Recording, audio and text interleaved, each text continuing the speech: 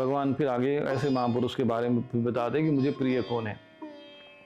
अद्वेष्टा सर्वभूतानां मैत्र करुण एव च निर्ममो निरहंकार समदुःख सुख क्षमी संतुष्ट सततम योगी यतात्मा दृढ़ निश्चयः मयि अर्पित मनोबुद्धि यो मद्भक्त समे प्रिय यस्मान्नो द्विजते लोको लोकान्नो द्विजते च यः हर्षामर्ष भयोद्वेगे मुक्तो यः स च मे प्रिय अनपेक्ष सुचिर्दक्ष उदासीनो गतव्यथ सर्वारंभ परित्यागी यो मद्भक्त समे प्रिय।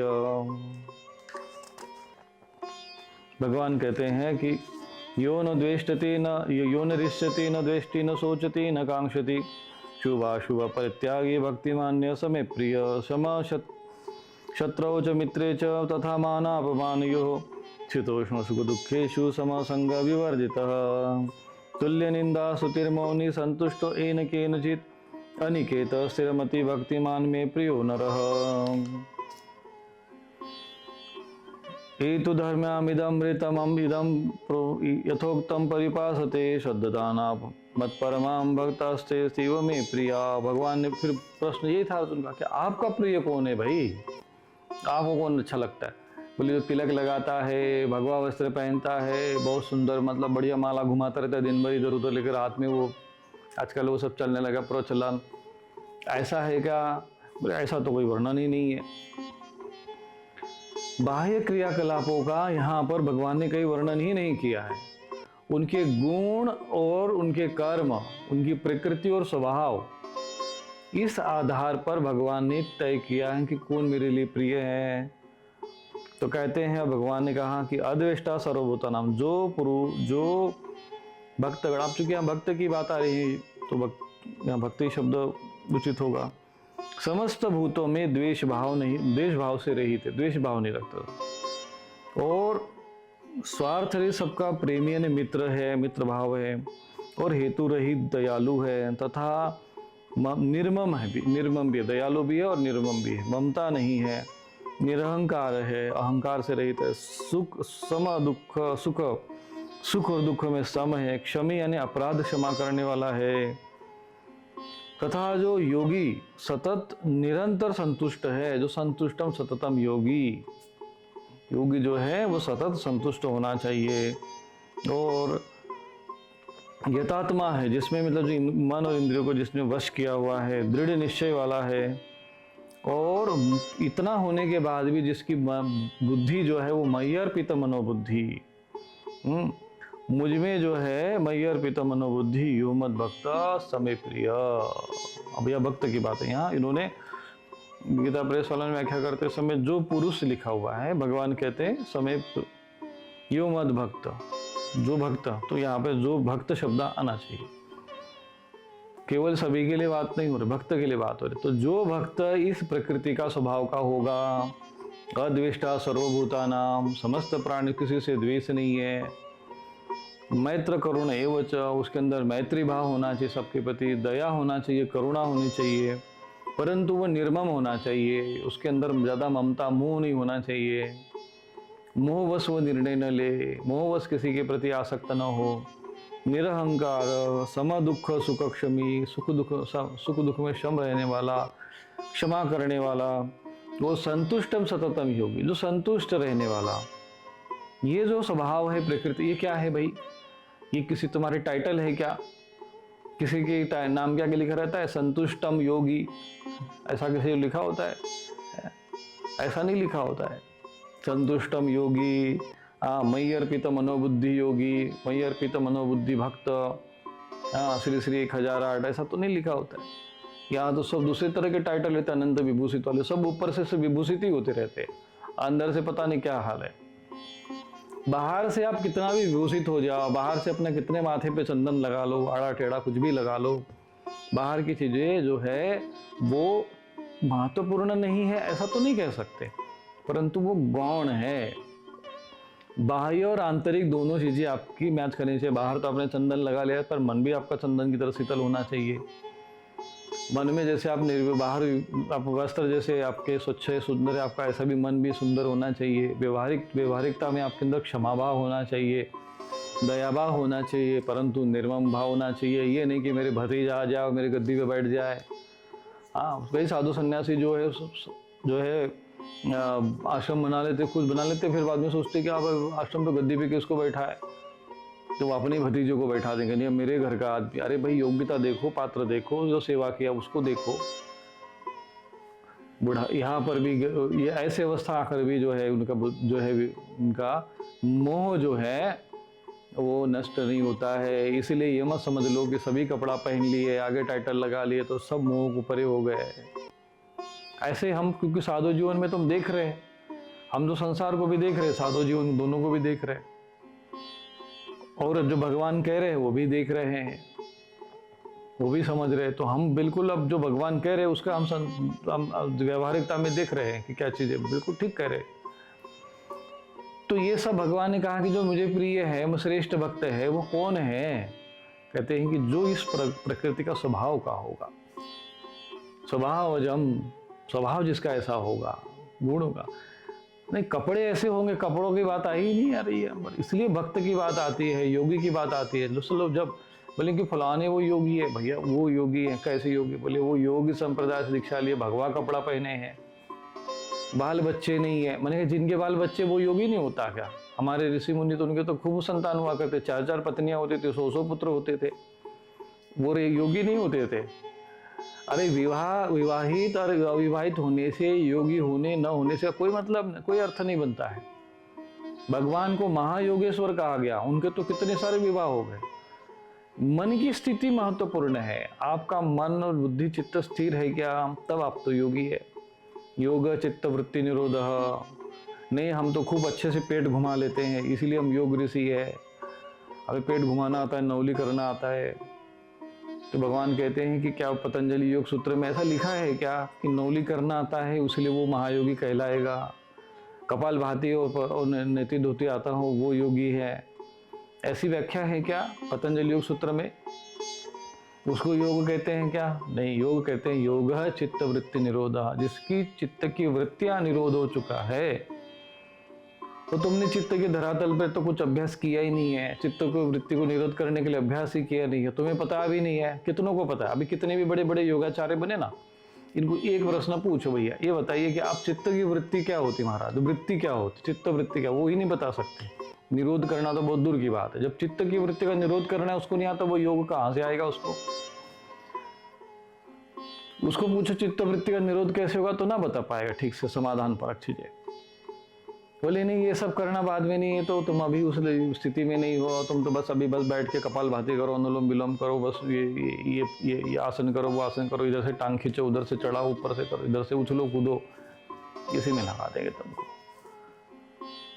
और कहेंगे बढ़िया से खाओ पियो और आराम से जाओ भजन करो। यहाँ पर योग का अभ्यास अलग विषय है। यम, नियम, सत्य, अहिंसा, अस्तेय, ब्रह्मचर्य, ये सब आपकी पहले नींव होनी चाहिए मजबूत, तब आप यम नियम को पालन करोगे। फिर स्थिर और सुखपूर्वक बैठने का अभ्यास होना चाहिए। यहाँ तो तुमको इतना अस्थिर कर दिया जाता है, स्थिर बैठने की तो कोई बात ही नहीं आती है कहीं पर कि बैठ के चलो स्थिर बैठ जाओ ध्यान करो। हाँ, चलते फिरते अपना माला घुमाते रहो, बात कलयुग है, भजन भगवान का नाम, भाव को भावन का अलसहु, नाम जपत मंगल दिशि दसहु। बस ऐसे ही घुमा दे लोगों को, ऐसे ऐसे। अभी उनका संत तुलसीदास जी का क्या भाव था वो अलग, ये पकड़ेंगे कुछ अलग। पर हित सरिस धर्म नहीं भाई, तो भाई अब उसको हित का अर्थ क्या होता है? कभी कभी किसी को पर पीड़ा सामने ना दबाई, अब परंतु अब मान लीजिए शिष्य को हित करना हो और उसको 2-4 अगर डंडा मारना पड़े हित में, पीड़ा तो हो गई। अब बताओ धर्म हुआ क्या धर्म हुआ? कंफ्यूज में चले जाओगे, क्योंकि वहां पर जो है ना, धर्म से तत्वम निहितम गुहायाम, मूल धर्म समझ पाना बड़ा कठिन होता है। इसलिए महापुरुष जो विवेकी जन ज्ञानवान होते हैं, सूक्ष्म चिंतन अध्ययन मनन करते हैं, जो उस मन और चित्त की अवस्था को पर जिन्होंने साधना करके उस स्थिति को प्राप्त कर लिया है, ऐसे महापुरुषों को योगी कहते हैं। केवल कपड़ा पहन लिया, हम किसी संप्रदाय में चले गए, किसी मठ में चले गए, किसी मठ पे गद्दी पे बैठ गए, कोई योगाचार्य सीख लिए, 7 दिन का हमने योगा कोर्स कर लिया, हम योगी हो गए, आचार्य हो गए। दुनिया भर के पाखंडी और अधर्मी सब चारों तरफ फैले हुए हैं। इनमें से एक भी कितने व्यक्ति चित्त वृत्ति निरोध किए होंगे, वो तो परम तत्व ही जाने, परमात्मा ही जाने। इसीलिए ऐसे महापुरुषों का कोई लक्षण होता है, इसलिए कहा जाता है भगवद गीता में, इसमें गुरु गीता में वर्णन आता है, यस्य दर्शन मात्रेण मनस्यात् प्रसन्नता स्वयं भूया धृति शांति सब भवेत परमो गुरु। जिसका मन शांत हो रहा होगा तो उसके पास बैठने से तुम्हारा भी मन शांत होगा। यदि किसी सिद्ध महापुरुष की अगर शक्ति ऊर्ध्वगामी होगी तो तुम उसके पास बैठने से तुम्हारा भी ऊर्जा ऊर्ध्वगामी अपने आप होने लग जाएगी। भाई अग्नि के पास बैठोगे तो आंच नहीं लगेगी क्या? केवल लाल कलर दिखने से थोड़ी अग्नि हो जाएगा। आंच नहीं लगी तो फिर अग्नि उसमें भस्म नहीं, लकड़ी भस्म नहीं हो करने का सामर्थ्य जिसमें ना हो वो अग्नि कैसे? ऐसे ही महापुरुष के पास बैठने से जब तुमको शांति न मिले, तुम्हारी जो प्राण ऊर्जा ऊर्ध्वगामी न हो, तो ये आंतरिक लक्षण होते जिनके आधार पर गुरु का पहचान की जाती है। नहीं हमारे गुरु जो तो बड़ी सिद्ध पुरुष है, भाई कैसे सिद्ध पुरुष है? बोले उनके आगे टाइटल लगा हुआ है इसलिए सिद्ध पुरुष है, जगत गुरु लगा है, श्री श्री 1008 लिखा है, एक अनंत विभूषित है, वो तो इतने बड़े मठाचार्य है भाई, उस मठ के आचार्य बैठे गद्दी पे बैठे हैं। मैंने कहा कि गद्दी पे बैठने से सिद्धि मिल जाती है तुरंत? बैठे गद्दी पर बैठे कि सिद्धि हाजिर प्रकट हो गए भैया, वो बन गए शंकराचार्य जी के समान हो गए। उसे ज्ञान वेद वेदांग विदा सब सारे उनके अंदर आ गए, भगवती सरस्वती सब प्रकट हो गए उनके मस्तिष्क में। जो गद्दी पे बैठने से हो जाता है, कोई अभ्यास करने की आवश्यकता नहीं, उसको वेद पढ़ने की आवश्यकता नहीं, संस्कार की आवश्यकता नहीं है, कुछ नहीं। अयोग्य लोगों को ऐसा बैठा बैठा के समाज के आगे ऐसा परोस दिया है कि आज लोगों को, आज हमारे सनातन धर्म के अनुयायियों की ये दुर्गति हो गई कि उनको ये समझ में नहीं आता है कि हम कौन से देवता को पूजे और किसको पूछने जाए, सिर भ्रमित करते। इसीलिए मैं कहता हूँ तस्मात् शास्त्रम प्रमाणम। मुझे तो यही, मैंने जब ये सारा बाह्य आडंबर देखा तो मैं भी कई वर्षों तक भ्रमण किया। भाई ऐसा तो है नहीं कि एक दिन में ही हमारी बुद्धि भी इतना चिंतन आ गया। हमने भी खूब ठोकरें खाई, यहाँ गए वहाँ गए, देखा। अंत में जो है समाधान मुझे शास्त्र में मिला, तस्मात् शास्त्रम प्रमाणम। और फिर मैं शास्त्र की जो गति जब आई तो भगवद गीता उसमें श्रेष्ठ ग्रंथ मुझे लगा कि हाँ भगवान के सब स्वयं भगवान के वचन ऐसे हैं, अब इसको छोड़कर हम कहाँ जाए। और इस प्रकार से जब अभ्यास किया, और इसीलिए कोई भी महापुरुष यदि कुछ आपको उपदेश देता हो, ज्ञान देता हो, यदि वो शास्त्रोक्त नहीं है और वो भी श्रुति संपन्न होना चाहिए, श्रुति प्रामाण्य होना चाहिए। शास्त्र तो फिर दुनिया भर के, अब तो आजकल तो श्याम पुराण भी बना दे रहे। एक मरे हुए प्रेत को जो है वो बैठा के वहाँ पर उसको भगवान कृष्ण घोषित कर देंगे, बर्बरी घोषित कर देंगे, फिर अब उनको लोगों में श्रद्धा बने तो उसका पुराण भी लिख देंगे। ये स्थिति समाज में अंदर आ जाता तो पाखंड जो है उसका कोई ठिकाना नहीं, वो तो कोई भी रूप धारण कर लेगा और अच्छे से अच्छे उलझने में उनके पाखंड में वो फंस जाते हैं। हनुमान जी देखो काल नेमी के चक्र में फंस रहे थे। वो तो देवी सत्ता यदि तुम्हारे पीछे नहीं रहेगी, तुम्हारा भाव शुद्ध नहीं रहेगा, तो तुम इस संसार के प्रपंच जाल से बच ही नहीं सकते हो आज के युग में। जब तक आपके मन में जब तक शुद्ध भाव होगा, आपके मन में ईश्वर से प्रेम होगा, ईश्वर को प्राप्त करने का सच्चा भाव होगा, तो परम शक्ति या जो देवी सत्ता है आपको यहाँ वहाँ भटकने नहीं देगी। जो वास्तविक गुरु है, संत है, ऐसे ही शरणों में अपने आप ले जाएंगे। और जब तुम्हें ऐसे गुरु संत मिल जाएंगे तो तुम्हें अपने आप समझ में आएगा, हाँ भाई हम किसी ऐसे वैसे व्यक्ति के साथ नहीं जुड़े हुए हैं और सच में संत है गुरु, क्योंकि वो आंतरिक रूप से अनुभव होगा। बाहर से तुमको यदि गुरु बस केवल उपदेश है, ज्ञान है, ठीक है, तो सभी दे सकते हैं, परंतु जो अंदर और बाहर और भीतर दोनों एक उस अवस्था को प्राप्त हो, ऐसा महापुरुष यदि आपके जीवन में आ जाता है तो समझ लो ना कि परम तत्व ही, परमात्मा ही आपका दर्शन दे दिए। इसे साक्षात परब्रह्म गुरु को कहते हैं। अब गुरु का अर्थ वो शिक्षक नहीं होता है, शिक्षक और गुरु में भेद है। कहते हैं गुरु जी को प्रणाम करो, भैया ये हमारे गुरु है, शिक्षक दिवस के दिन ये साक्षात परब्रह्म होते हैं। अरे भैया वो शिक्षक है, शिक्षा देने वाला है, वो गुरु नहीं है। गुरु होता है जो परम तत्वों को प्राप्त हो गया, आत्मा का जो ज्ञान हो गया, आत्मज्ञान में स्थित कर दे, उसको गुरु कहते हैं। अज्ञानतिमिरान्धस्य ज्ञानांजन शलाकया चक्षुरुन्मीलितं येन तस्मै श्री गुरुवे नमः। फिर आगे भगवान कहते हैं यस्मान्नो द्विजते लोको, बोले जिससे कोई जीव उद्वेग को प्राप्त नहीं होता, जो स्वयं भी किसी जीव से उद्वेग को प्राप्त नहीं होता, जो हर्ष अमर्ष भय और उद्वेग आदि से रहित है, वो भक्त मुझको प्रिय है। भगवान कहते हैं ऐसे भक्त मुझे प्रिय है। जो भक्त आकांक्षा से रहित हो, अनपेक्ष, सुचिर्दक्ष और सूची। ये सूची शब्द ध्यान रखना कभी भी, इसमें बाह्य और आभ्यंतर यानी बाहर से और भीतर से दोनों से शुद्ध हो। त्रिकाल संध्या स्नान आदि करके उसे शुद्ध हो, यज्ञ जप ध्यान त्रिकाल संध्या करके आंतरिक रूप से मन बुद्धि और चित्त को भी शुद्ध करने के लिए होता है। तो अभ्यास करना ही पड़ता है। बाहर के लिए बाह्य अभ्यास भी करो, नहीं हम तो भाई अब तो नहा मन चंगा तो कठौती में गंगा, तो जो ऐसे जो होते भैया उनका ना मन चंगा था, तुम्हारा कहाँ से मन चंगा हो गया? वो तो सिद्ध पुरुष थे। तो कुछ लोग क्या करते, नकल मारते हैं, जैसे पौंड्रक बनने का प्रयत्न करते हैं कि भाई सुदर्शन चक्र दे लिया और मोरसी का जो है मुकुट पे मोर पंख लगा दे तो कृष्ण हो गए। मोर पंख चढ़ा वहां जाकर 80 रुपए का तुमको एक मिल जाएगा, वो मोर पंख चढ़ा के आ जाओ। कृष्ण बनाने के लिए, उसको कृष्ण दिखाने के लिए उसके किसी एक प्रेत पिशाच को बैठा के फिर उसके लिए क्या क्या आडम्बर से देते हैं, वो इसको पौंड्रकपना करते हैं। तो शुचि जब शब्द की बात आती है तो ऐसे लोग कह देते कि अरे नहाने धोने की क्या जरूरत है भाई, बाहर से ना भाई भीतर से मन सब प्रसन्न है तो फिर बात नहीं। बाहर और बाह्य और आभ्यंतर दोनों शुचि होती है। जो नियम है उसमें शौच शब्द आता है, तो आंतरिक रूप से शरीर का स्वस्थ होना, ज़्यादा हल्का आहार करना चाहिए ताकि अपना आंतरिक रूप से मल आदि सब जो वेग है वो बराबर सब ठीक रहे, स्वस्थ रहे। शरीर स्वस्थ नहीं रहेगा तो अपना मन अस्वस्थ शरीर से आप कहाँ भजन कर पाओगे। इसलिए शरीर का स्वस्थ रहना आवश्यक है, स्नान भी होना चाहिए और फिर आंतरिक रूप से भी आपकी शुद्धि करने के लिए आपको जप करना चाहिए, यज्ञ करना चाहिए, तप करना चाहिए, व्रत करना चाहिए। जप तप यज्ञ और व्रत से आपके आंतरिक मन और बुद्धि और चित्त की शुद्धि होती है।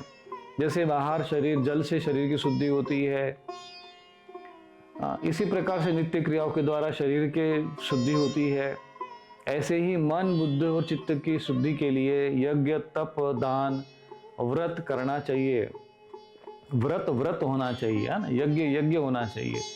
अब ये नहीं कि व्रत का मतलब व्रत बस कर रहे हैं, बोले कि हम तो मंगलवार है इसलिए आज मांस मछली अंडा नहीं खा रहे, व्रत कर रहे हैं हम, बाकी 6 दिन हम खाएंगे। तो ऐसे छल वाले काम मत करो। कम से कम मनुष्य शरीर प्राप्त किया है, भगवान की भक्ति ही करनी है, या तो तुम बिल्कुल नास्तिक बन जाओ, असुर बन जाओ, राक्षस बन जाओ, पिशाच बन जाओ। ये बीच में छल क्यों करते रहते हो? अधम भाई, जो अपना मार्ग असुर वाला मार्ग ही चुन लो। तुम्हें जब मांस मछली अंडा खाना ही है तो आसुरी मार्ग में चले जाओ। कम से कम असुर लोक में तो तुमको प्रवेश मिल जाएगा। अब तुम तो ना तो असुर बन रहे हो, अब उधर से क्या हनुमान जी के व्रत रख रहे हो, उधर अंडा मांस मछली भी खा रहे, तो असुर लोक में भी बोलेंगे भैया ये वो हनुमान जी को उपासना करता था, हमारे लायक नहीं भैया, तुमको असुर लोक में भी घुसने नहीं देंगे। कम से कम तल अतल सुतल तलातल रसातल में तो तुमको जगह मिले, उधर तो मिलेगी नहीं। और देवलोक में तो तुम जा नहीं पाओगे, तो भी घूमोगे फिर प्रेत लोक में बीच में, वो न ऊपर न नीचे लटके रहोगे, त्रिशंकु की बात है। तो जो लोग नास्तिक होता है ना, वो बिल्कुल वो भी ठीक होता है, वो भी भक्त होता है। कम से कम किसी भी विषय में भाव में आप दृढ़ता रखो, पर छल और प्रपंच कभी नहीं करना चाहिए। इसलिए भगवान ने कहा कि मुझे जो है ना निर्मल मन से मोहि पावा, मोहि छल छिद्र कपट नहीं पावा। और सब चल जाएगा, ये छल कपट नहीं चलता है। अधिकांश जो लोग आते हैं, कभी साधु संतों को देख लिया सर तो छल कपट करते उसके साथ। मैंने देखा हमारे जीवन में खूब, हमने खूब सहन किया है जीवन में सब चीज़ें। उनको कितना भी खिलाओ, कितना पिलाओ, इतना भी उनको सब हित सोचो, कुछ भी करो, लेकिन वो अपना कपट और छल छोड़ते नहीं है। वो आपको कष्ट पहुंचा के आपको कुछ भी करने को तैयार हो जाते हैं। कोई आरोप प्रत्यारोप लगा देंगे, तो कोई कुछ कर देंगे, उनको गद्दी चाहिए, उनको पैसा चाहिए, कुछ भी कर सकते हैं। इसीलिए भैया ज़्यादातर हम जैसे साधु महात्मा ज़्यादा प्रपंच में पढ़ते नहीं। भाई लोग बोलते हैं ना महाराज आप बड़े कठोर है, नियम कठोर, भाई इसी के कारण है। जैसे हम लोग जो है भाई पेड़ है, सुंदर है, फूल लग रहे हैं, उसको क्यों हम कांटों की बड़ लगाते हैं? क्योंकि कई लोग ऐसे भी होते हैं जो भाई, कई पशु ऐसे भी होते हैं जो बेचारे वो फूल को देखकर उसको खत्म कर देंगे, नष्ट कर देंगे। इसलिए कभी कभी जो है ना वो कांटों की बाड़ लगानी पड़ती है। इसलिए साधु महात्मा को कभी कभी व्यवहारिकता में, सिद्धांत में कठोर नियम बनाने पड़ते हैं, जिससे कि ये छली कपटी लोग न आए। मान लो 1000 लोग अच्छे शिष्य आ गए, 999 ठीक आ गए, एक ही चांडाल कपटी आ गया, तो वही चांडाल पर्याप्त है पूरे सिस्टम को खत्म करने के लिए। कई साधु संत महात्मा जो है उनको कारागृह में जाना पड़ रहा है। किस लिए भाई? क्योंकि उनके पास मठ है, आश्रम है, संपदा है, दो चार कपटी लोग घुस गए, वो पूरा सिस्टम को डैमेज कर दिए। इसीलिए आंतरिक रूप से बाह्य रूप से दोनों रूप से शुद्धि बहुत आवश्यक है, ये सदैव ध्यान रखना। तो यहाँ पर भगवान कहते हैं कि शुचो, शुद्ध रूप से, और दक्ष और उदासीन, पक्षपात से रहित और दुखों से छुटा हुआ है, वो सब आरंभ का त्याग करने वाला मेरा भक्त मुझको प्रिय। सर्वारंभ परित्याग। देखो ये सर्वारंभ शब्द जो है वो पंडित के लिए भी आया है। ज्ञानाग्नि यस्य सर्वे समारंभा काम संकल्प वर्ज, यस्य सर्वे समारंभा, है ना। यहाँ पर भी है समारंभ परित्यागी, काम संकल्प वर्जिता, ज्ञानाग्नि दग्ध कर्माणम तमाहु पंडितम बुधा। तो ज्ञानी पुरुष के लिए बात आई, पंडित की बात आती है। वही बात समारंभ परित्यागी, सर्व संकल्प, वही बात एक ही है। यस्य सर्वे समारंभा और सर्वारंभ परित्यागी, दोनों का अर्थ एक ही होता है। वो मेरा भक्त मुझको प्रिय है। यो न हृष्यति न यो दृष्टि, और जो न कभी कभी हर्षित होता है, न द्वेष करता है, न शोक करता है। भगवान कहते हैं उस अवस्था को जो प्राप्त है, जिसकी मन और चित्त की जैसी अवस्था हो जाए, जिस तरह भगवान वर्णन कर रहे हैं, वो भगवान के लिए प्रिय है। तुम बाहर में कितने मठ बना लो, मंदिर बना लो, भगवान के लिए कितनी घंटे बजा लो, कितने उछल कूद कर लो, कितने भी राधे राधे करो, कितने भी हरे कृष्ण करो। मैं सच बता रहा हूँ, मैं किसी को बुरा लगे तो भैया अपना इलाज करवा लेना कहीं जाके। पर यदि तुम्हारा मन यदि शुद्ध, मतलब कितना बाहर से कुछ भी क्रियाकलाप करो, यदि तुम्हारा मन अगर शुद्ध नहीं हुआ और चित्त तुम्हारा स्थिर नहीं हुआ, तो भैया तुम्हारी भक्ति वैसी है, तुम्हारे सारे क्रियाकलाप वैसे हैं जैसे उल्टे घड़े पर कोई पानी डाल रहा हो, कभी घड़ा पर है। इसलिए मन की शुद्धि, चित्त की शुद्धि के लिए अभ्यास ये बहुत आवश्यक है। कुछ लोग कहते हैं नहीं राधे राधे कर लो, क्या आवश्यकता, भगवान को क्या मतलब। वो अब उन्होंने जो वर्णन किया, यज्ञ तप दान का त्याग नहीं करना चाहिए। किसी भी स्थिति में मनुष्य को यज्ञ तप और दान का त्याग नहीं। यज्ञ दान तपस्या न त्याज्यम कार्य में कभी नहीं त्यागना चाहिए।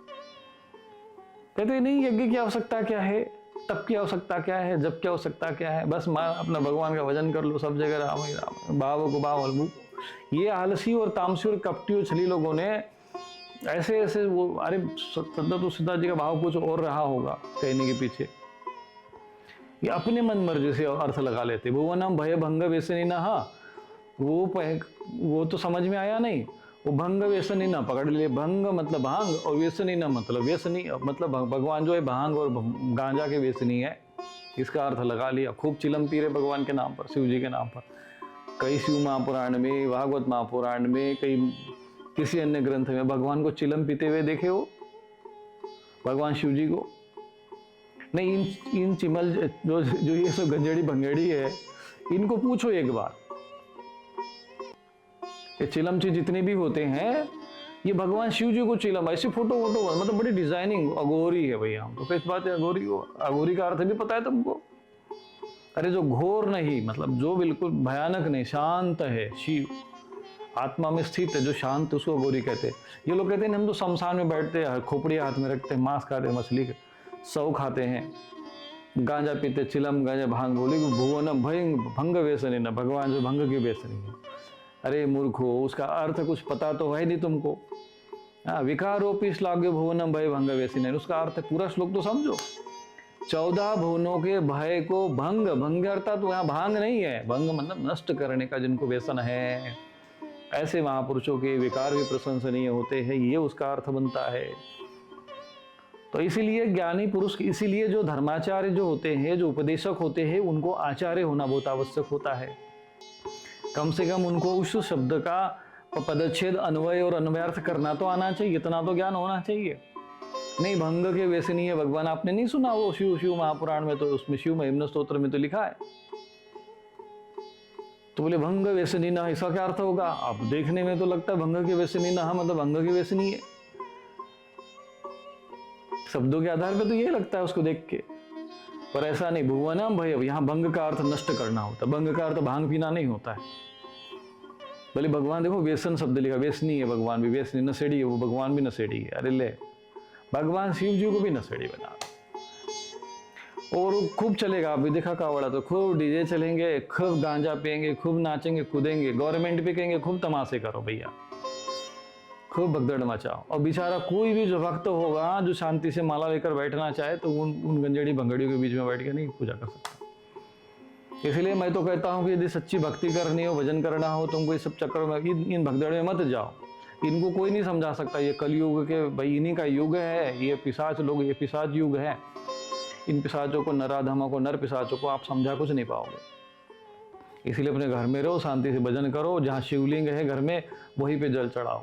ऐसा नहीं कि तुम उठा के भगदड़ में घुसोगे और काशी विश्वनाथ जी के ऊपर, रामेश्वरम जी के ऊपर जल गिरेगा तभी वहां पहुंचेगा, शिव जी के पास जाएगा। माने कि घर में शिवलिंग है और वहां पर ओम नमः शिवाय या नमामि शमीशान निर्वाण रूपम बोलकर यदि हम वहां जल चढ़ाएंगे तो क्या शिव जी को नहीं जाएगा वो? क्या भूत प्रेत पिशाच को जाएगा वो?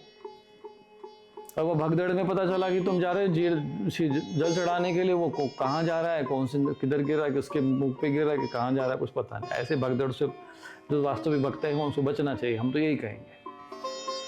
और ये तामसी लोगों के कार्य है, मूर्खों के हैं, मूढ़ों के कार्य हैं। इनको समझाने जाओगे तो तुम्हारे पीछे लठ लेके दौड़ेंगे। कई लोग तो हमारे पीछे भी पड़े रहते हैं। अब ये है कि हम थोड़े से वैसे भी है, समय आने पर फिर उनको वैसे भी टाइट कर देते हैं तो थोड़ा सा शांत रहते हैं। तो ये बड़ा कठिन कार्य है उपदेश देना आज के समय में लोगों को, है ना। मूर्ख हृदय न चेत, जो गुरु मिले बिरंची सम। इसीलिए जो है आपको यहाँ पर समझना चाहिए कि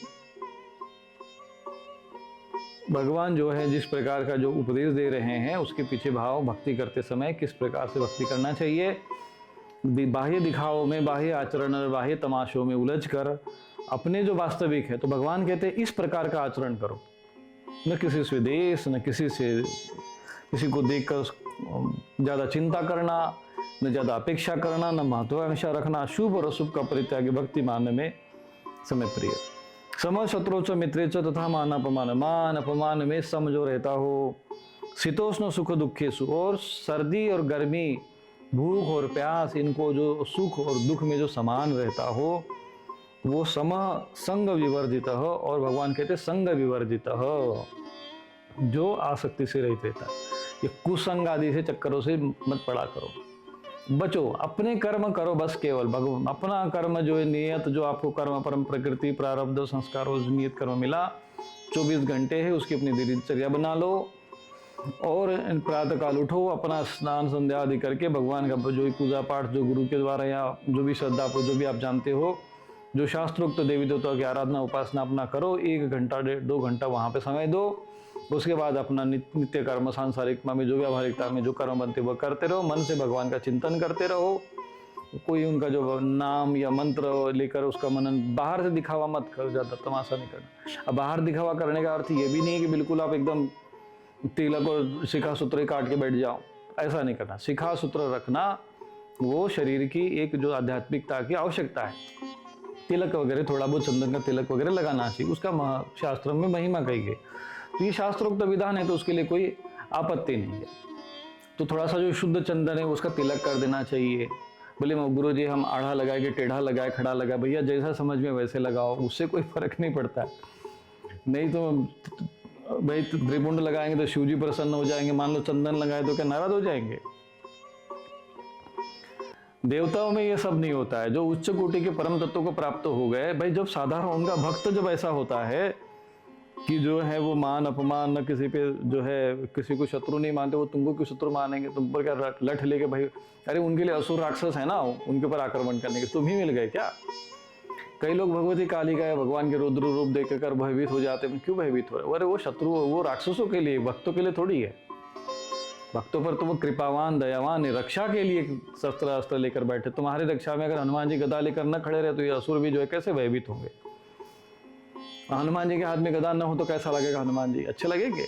भगवान राम के हाथ में धनुष न हो, भगवान कृष्ण के हाथ में सुदर्शन चक्र न हो, हाँ, भगवान विष्णु के हाथ में शंख चक्र गदा न हो, भगवती के हाथ, कालिका के हाथ में खड्ग न हो, भगवती पिताम्बरा के हाथ में गदा न हो तो कैसा लगेगा?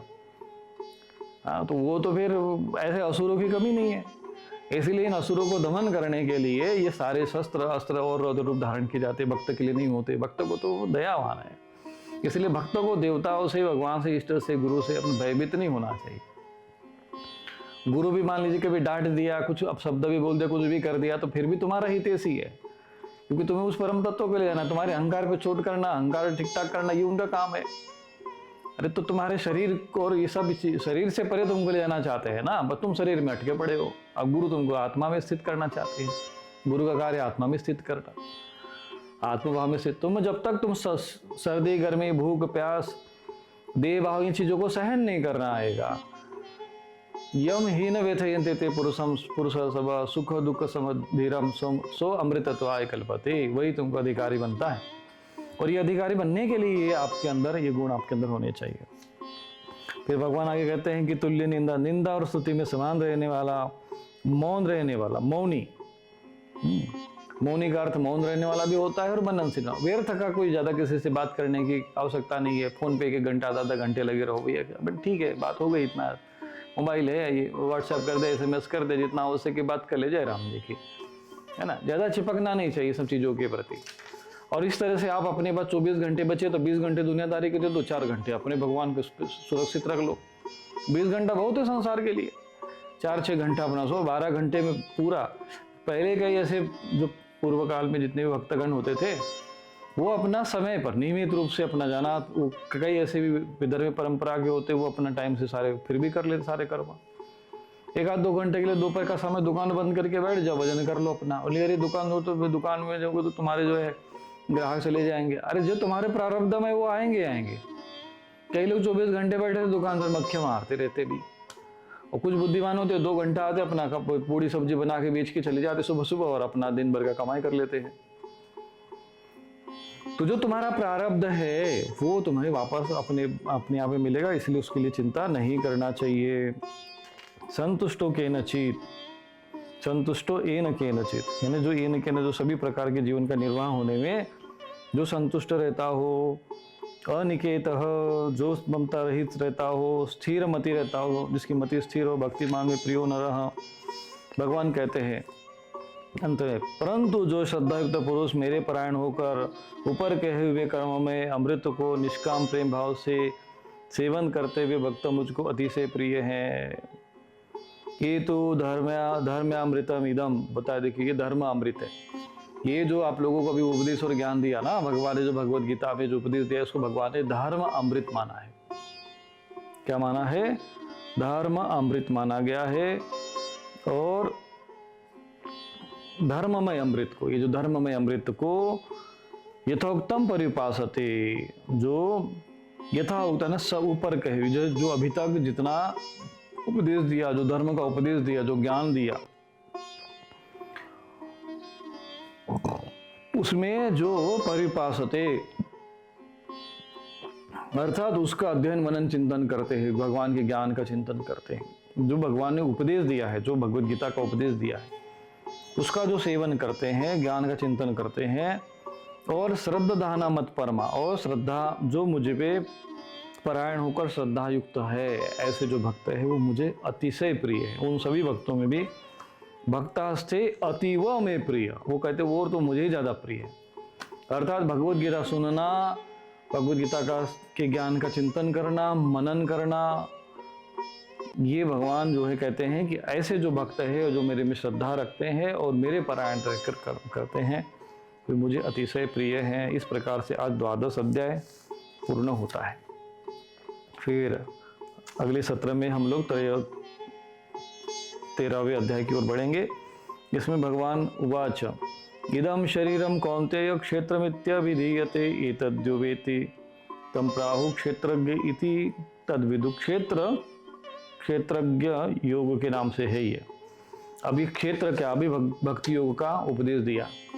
अब यहाँ पर भक्ति योग में बताते समय कहाँ भगवान के नाम की बात आई है, कहाँ कीर्तन की बात आई है। जो लक्षण और गुण है, जो व्यवहार है, स्वभाव है, प्रकृति है, उसको उसका ही तो वर्णन आया है यहाँ पर। और अभ्यास योग और फिर ध्यान योग और ज्ञान योग सारा वर्णन। तो जो 12वां अध्याय उसको एक बार फिर से अच्छे से समझना।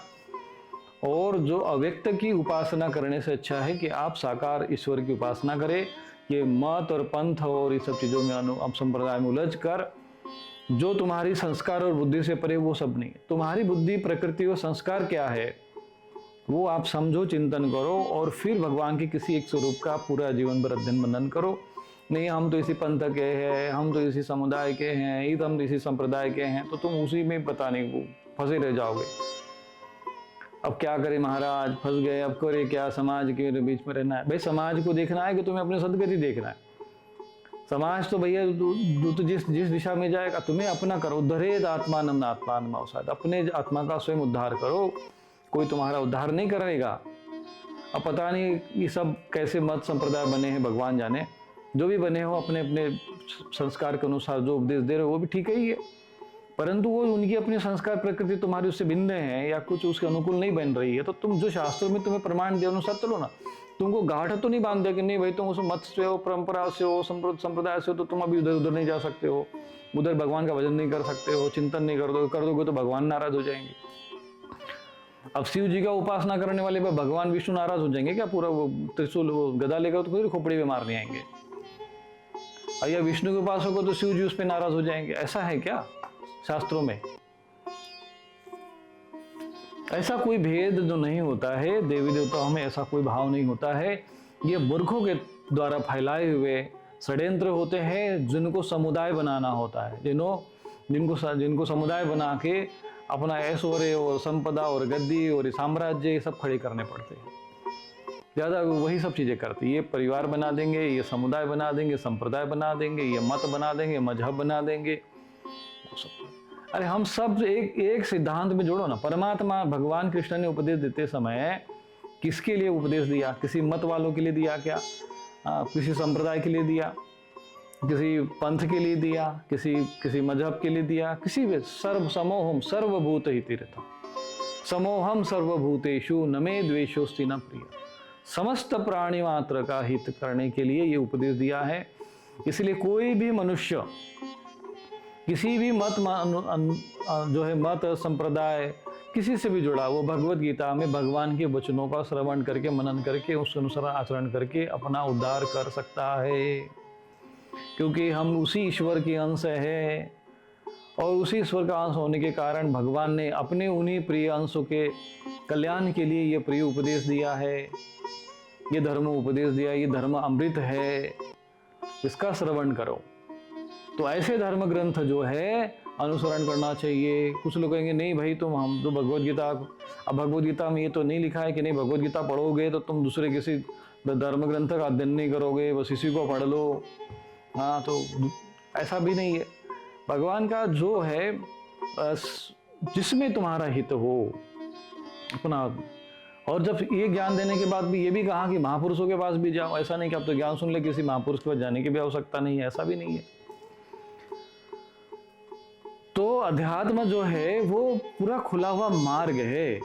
तुम्हारा स्वभाव, संस्कार, प्रकृति, योग्यता, पात्रता के अनुसार तुमको जो है कोई साधन मार्ग अपने लिए चुन लेना चाहिए।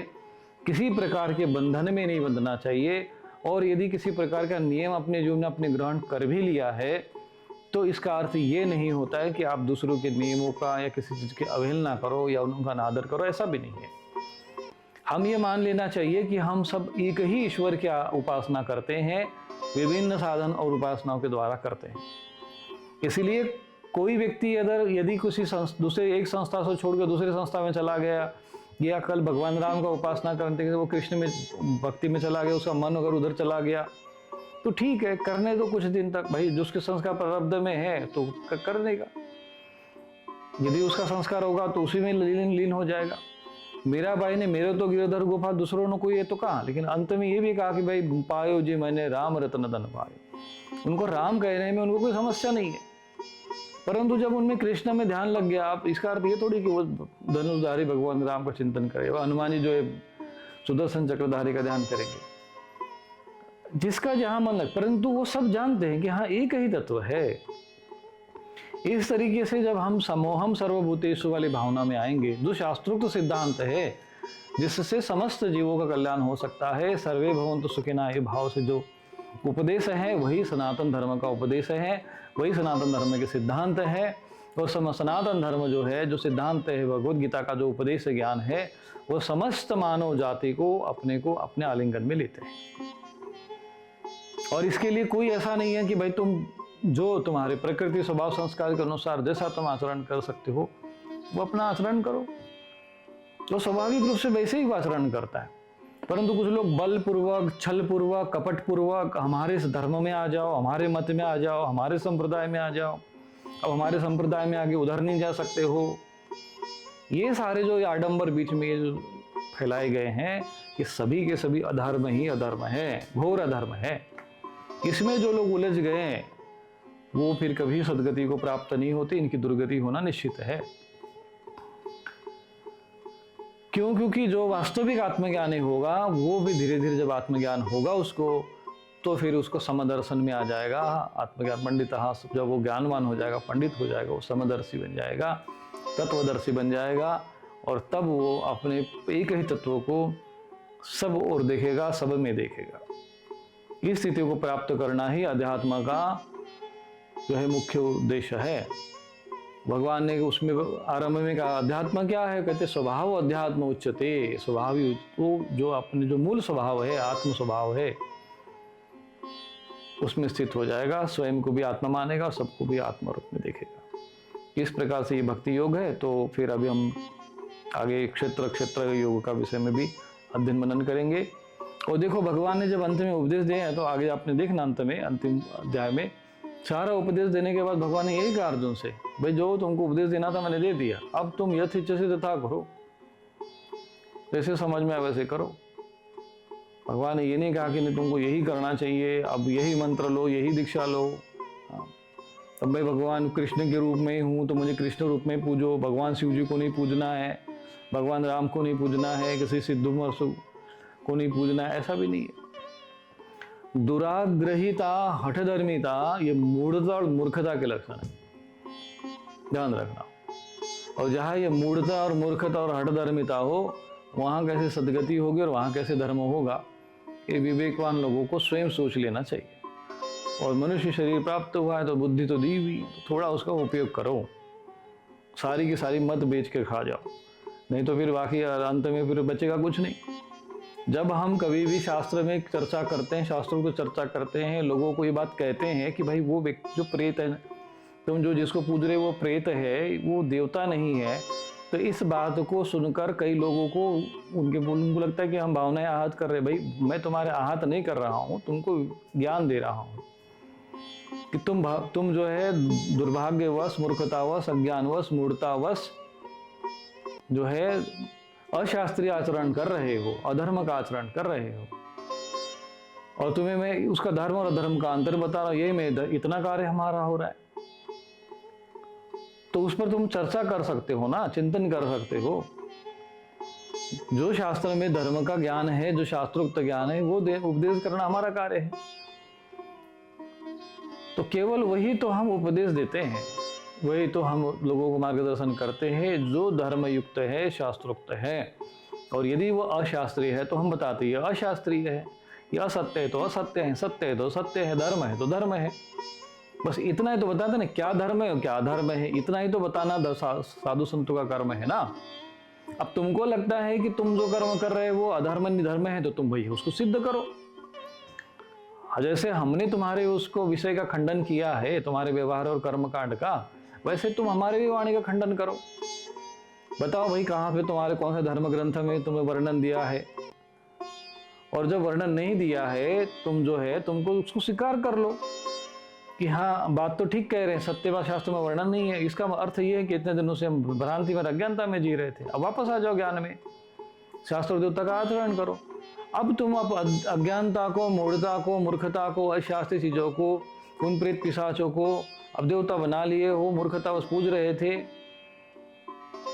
अब तुम्हें ज्ञान विवेक हो गया है, समझ में आ गया, फिर भी तुम उसको कि नहीं अब तो भाई इतना बड़ा हमने अधर्म का साम्राज्य खड़ा कर दिया, इतने सारा दान दक्षिणा आ रहा है, इतना प्रपंच खड़ा हो गया है, इतने करोड़ों लोग जुड़ गए हैं, अब अगर हम ऐसा कुछ कर दिए तो फिर क्या होगा भाई, ये तो सब सारा सब आना जाना बंद हो जाएगा, फिर हमारा ये साम्राज्य का क्या होगा।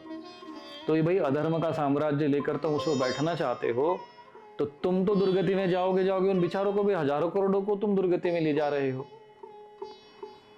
एक मूर्ख व्यक्ति अधर्म का एक साम्राज्य खड़ा कर देता है, इसलिए विरोध करना पड़ता है कि बेचारे वो निरीह और अज्ञानी लोग भी जो समाज में इन कपटियों के जाल में फंसकर करोड़ों लोगों के साथ जो है उनको दुर्गति में डालते हैं। कहते हैं ये तो हमारी भावनाओं को आहत कर रहे हैं। अरे भाई, हम तुम्हारी भावनाओं को कोई आहत नहीं कर रहे, हम केवल तुम्हें धर्म का उपदेश दे रहे हैं। और जो तुम वो जो पाप कर्म कर रहे हो करोड़ों लोगों को दुर्गति में डालने का, तुम तो दुर्गति में जा ही जा रहे हो। उस पाप कर्म से जो है उन समाज को बचाने का दायित्व जो है हमारा है, और हम समाज को मार्गदर्शन कर रहे हैं। और यदि किसी को ऐसा लगता है कि मेरे उस वाक्य में, वाणी में, जो उपदेश में, ज्ञान में कहीं पर भी अशास्त्रीय है, अतिशोक्ति है, अशास्त्रीय है, तो आप उसका खंडन करिए। कहिए कि भाई स्वामी रूपेशा महाराज ने ऐसे ऐसी बात कही है, इसमें ये बात ऐसा नहीं, ऐसे ऐसे हैं, सिद्ध कर दीजिए। शास्त्रार्थ के मंच पर आ जाइए, कोई समस्या क्या है। और चर्चा करके जो धर्म है, आप किसका अनुसरण करना चाहते हो? धर्म का अनुसरण करना चाहते हैं ना। आप किसकी जय चाहते हो? धर्म की जय चाहते हो। हम भी धर्म की जय चाहते हैं। तो भाई धर्म क्या है पता तो कर लो।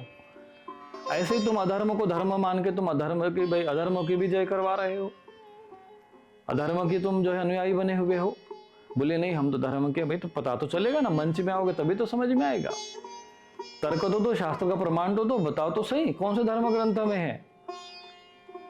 आज भारत भूमि जो है इस प्रकार के अधर्म और पाखंड से पूरी तरह से खचाखच भरी पड़ी है। कहते इनको तो बहुत करोड़ों लोग मानते हैं। अरे मैं करोड़ों नहीं अरबों मानते हो तो क्या हुआ? अधर्म तो अधर्म ही हुआ ना। अब करोड़ों लोग अंधकार में रह रहे हो तो अंधकार में रह रहे हो तो क्या हुआ? करोड़ों में है तो उसको तो थोड़ी क्या अंधकार जो प्रकाश हो गया। अधर्म तो अधर्म, धर्म तो धर्म, देवता तो देवता, प्रेत तो प्रेत, असुर तो असुर, राक्षस तो राक्षस, भगवान तो भगवान। भगवान की भक्ति, जो भगवान है उसको भगवान बनकर पूजो। अब जो है नहीं उसको तुम जबरदस्ती तर्क कुतर्क देकर किसी दाढ़ी मूछ वाले को भी तुम कृष्ण बन के पूजवा रहे हो। समाज में ये जो अधर्म हो रहा है, इसमें जो करोड़ों लोग जो दुर्गति को प्राप्त हो जा रहे हैं तुम्हारे एक अधर्म और छल पूर्वक कर्म के कारण, उसका पाप कर्म किसके माथे पे जाएगा और क्या होगा फिर समाज और राष्ट्र का? ये दुर्गति किसी को दिखती ही नहीं है कि हम करोड़ों लोगों के साथ कैसे छल कर रहे हैं, कैसे उन लोगों के साथ छल कर, कैसे उनको प्रेत उपासक बना दे रहे, सो उपासक बना दे रहे, अधर्म के मार्ग पर कैसे ढकेल रहे हैं, केवल निजी स्वार्थ में कि भाई हमें यहाँ पर बहुत चढ़ावा आता है, मंदिर बहुत बड़ा बन गया है, सारा साम्राज्य बन गया। अरे मूर्खों, अभी भी समय है, सुधर जाओ। जो वास्तविक ईश्वर है, शिव है, रुद्र है, विष्णु है, कृष्ण है, राम है, दुर्गा है, गणेश है, काली है, इनको उपासना करो, इनकी स्थापना करो। उल्लू की तरह आंखें, उल्लू की तरह अशास्त्रीय मूर्तियां जिसका कोई शास्त्र में उल्लेख ही नहीं है, शिव जी और विष्णु जी के संतान बना दिया। बोले देवता हमारे ऐसे कि कुबेर जी के कर्जे में डूबे पड़े हैं। ये तो समाज में अधर्म फैला हुआ है चारों तरफ, हमें देख के बड़ा आश्चर्य होता है। अब उसके बाद हम बोल भी रहे तो कह रहे कि भाई धर्म का ज्ञान ही तो दे रहे, हम धर्म के मार्ग पे समाज को धर्म की ओर आरूढ़ित तो कर रहे। कोई अपराध कर रहे हैं क्या? अपराध तो तुम कर रहे हो, जो करोड़ों लाखों करोड़ों लोगों को जो है अधर्म के मार्ग पर ढकेल रहे हो, अशास्त्रीय मार्ग पर ढकेल रहे हो, देवताओं के नाम पर प्रेत पिशाचों को पुजवा रहे हो। इन पापियों का, इन अधर्मियों का अधर्म समाज को दिखता नहीं है ना, क्योंकि समाज को धर्म और अधर्म का भेद बताने वाले, अंतर बताने वाले धर्माचार्य जो है भारत भूमि में रहे नहीं। अभी वो भी अपने स्वार्थ में डूब गए। बस हमको दक्षिणा मिल रही है, मठ चल रहा है, आश्रम चल रहा है, बस उसी में संतुष्ट है। लोग नरक में जाए, गर्त में जाए, अधर्म में जाए, दुर्गति में जाए, उनको कोई फर्क नहीं पड़ता है।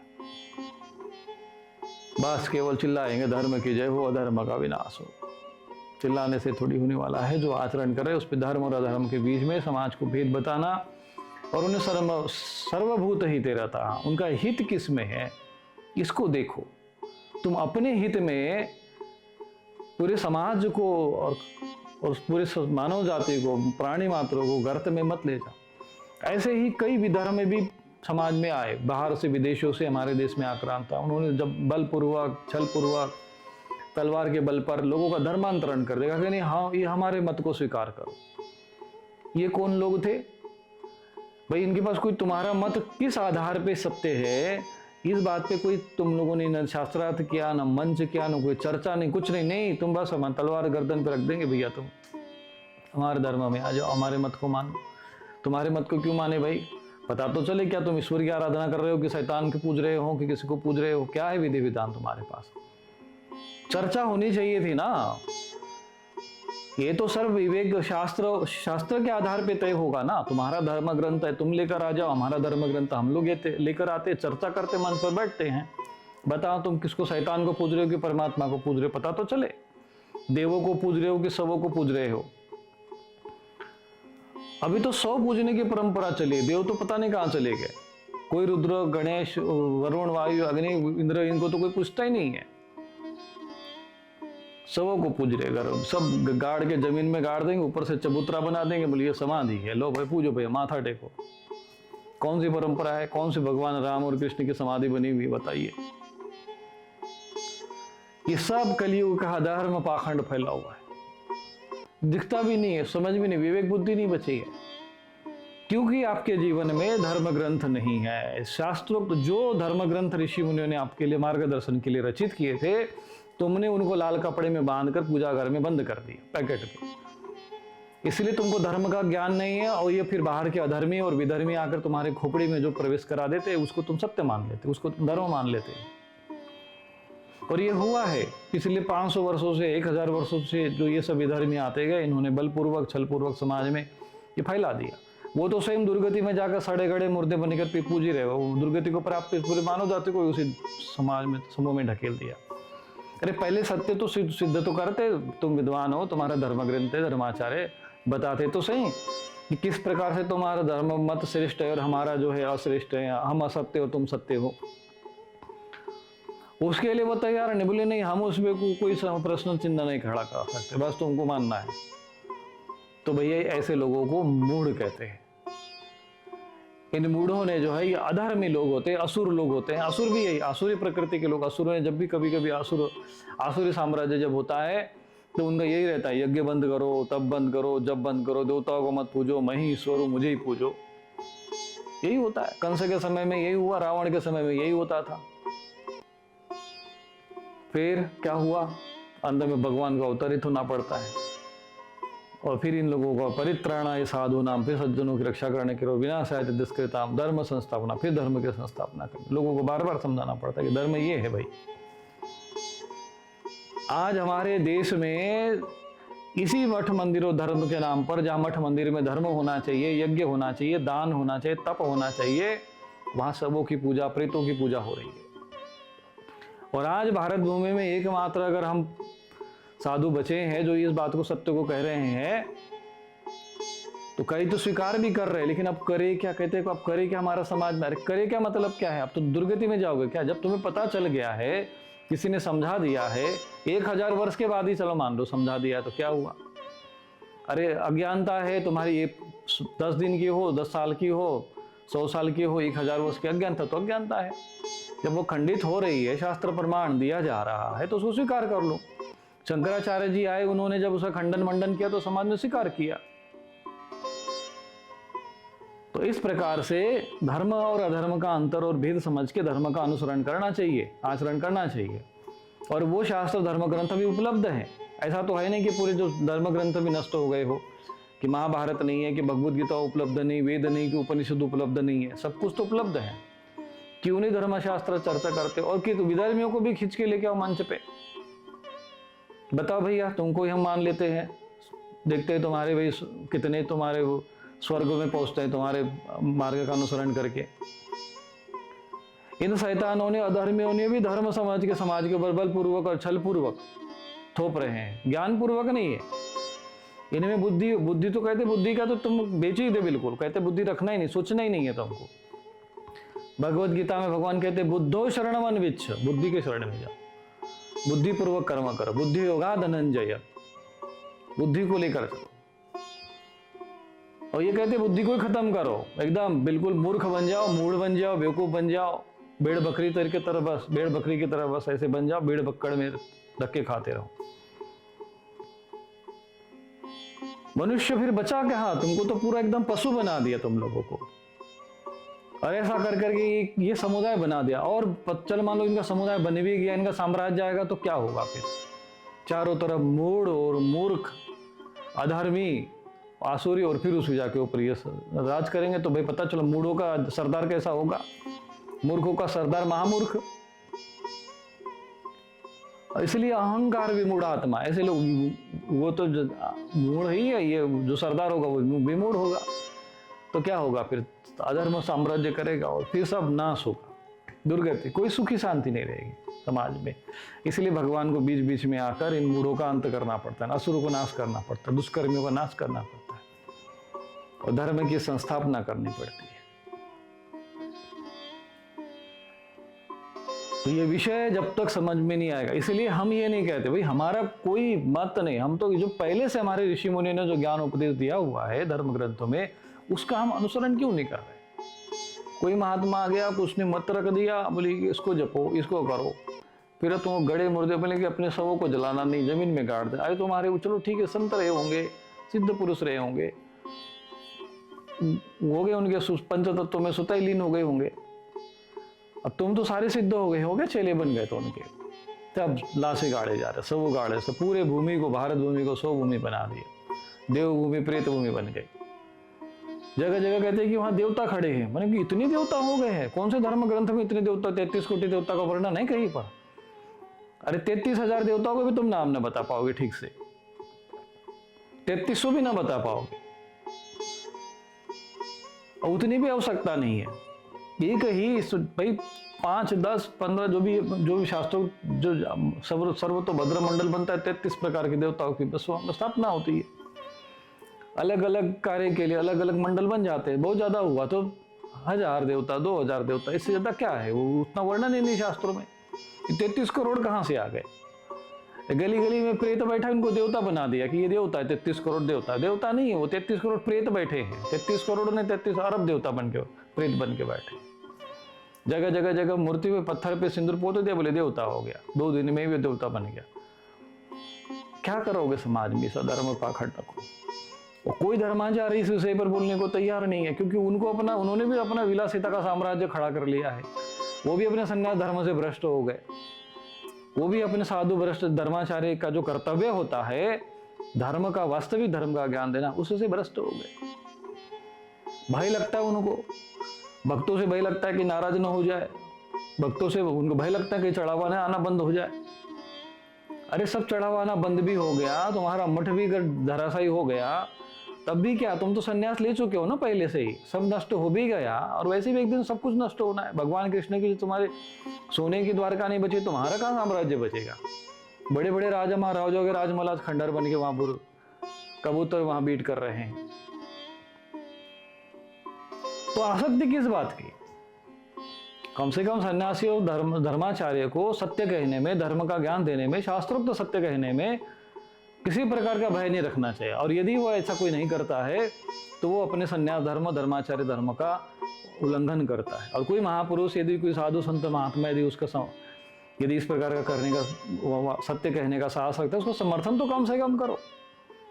और समर्थन नहीं कर सकते हो तो खंडन ही करो कि नहीं भाई आप अशास्त्रीय बोल रहे हो, अधर्म में बोल रहे हो, खंडन करके बताओ भाई। इतने दिनों से हम चर्चा कर रहे हैं, आज तक कोई धर्माचार्य और कोई भी ऐसा नहीं विद्वान आया कि स्वामी रूपेश्वर महाराज ने कभी कोई जो बात कही है वो शास्त्रोक्त नहीं है, एक भी नहीं ऐसा आया। जब तुम्हें पता है कि भाई जब शास्त्रोक्त बात कह रहा हूँ, सत्य कह रहा हूँ, शास्त्र के विपरीत नहीं कह रहा हूँ, तो फिर स्वीकार करने में क्या समस्या आ रही है। फिर समर्थन भी नहीं करना है, खंडन भी नहीं करना है। समाज की दुर्गति जा रही, समाज जो दुर्गति में जा रहा है, अधर्म की तरफ निरंतर जा रहा है, वो भी, उस पर भी कोई उनको दुख नहीं हो रहा है।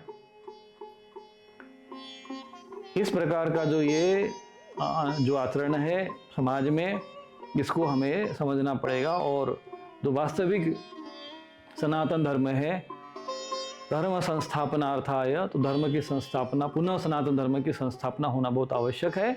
और ये जितने भी ये मत, मजहब और ये संप्रदाय और ये पंथ बने हैं, इनको एक बार एक मंच पे लाकर पूछना चाहिए, तुम बताओ अपनी श्रेष्ठता कितनी विशेषता है। और ये शास्त्रार्थ होना चाहिए, विवाद नहीं। मैं ये नहीं कह रहा हूँ कि सारे लठ और शस्त्र लेकर वहां पर खड़े हो जाओ, शास्त्र लेकर आ जाओ ना अपने अपने। धर्म का विषय शस्त्र से नहीं, शास्त्र से सिद्ध होगा। लेकर आओ भैया अपने शास्त्र, बताओ तुम्हारे शास्त्र में क्या लिखा हुआ है, और खूब विद्वान लेकर आ जाओ। ऐसा शास्त्रार्थ जब तक नहीं होगा तो वास्तविक जो धर्म का मार्ग पूरे मानव जाति के लिए, मानव जाति का हित कौन से मार्ग में है इस पर होना चाहिए। पर यह बात तो ठीक है, असुर और दैवी वाला दो भाग तो हमेशा रहेंगे ही रहेंगे, पर कम से कम समाज को तो पता तो चलेगा ना कि क्या धर्म है, क्या धर्म है, कौन सा असुर मार्ग का आचरण करने वाले, कौन से शैतानी परंपरा के है, कौन से ईश्वर को मानने वाले, कौन से परमेश्वर को मानने वाले हैं।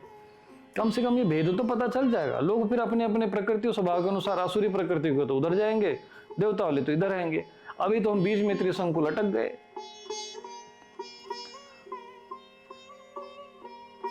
तो इसीलिए ये विषय मैं बार बार कहता हूं और मैं उपदेश देता रहता हूं, समझाता रहता हूं,